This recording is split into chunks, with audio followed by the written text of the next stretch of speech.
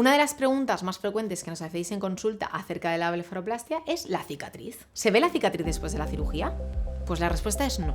La cicatriz queda en el pliegue natural del párpado, de manera que queda prácticamente imperceptible. Otra de las preguntas que nos hacéis mucho es si cambia la morfología del ojo. De nuevo, la respuesta es no. No alteramos la morfología del ojo en sí misma, ya que nos centramos principalmente en los párpados y en lo que es el área circundante. El objetivo es corregir el exceso de piel, músculo y grasa en los párpados para conseguir una apariencia general más joven y descansada.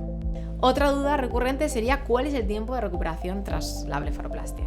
Pues de normal son 2 semanas para retirar los puntos. Empezaría a partir de la segunda semana a bajar la inflamación. A partir del mes es cuando empezaríamos a hacer ejercicio físico. Pero realmente el resultado más o menos óptimo sería a partir del 3er mes, ya que es cuando baja toda la inflamación. Hay que tener paciencia con esta cirugía. El tejido va disminuyendo, va desinflamándose poco a poco.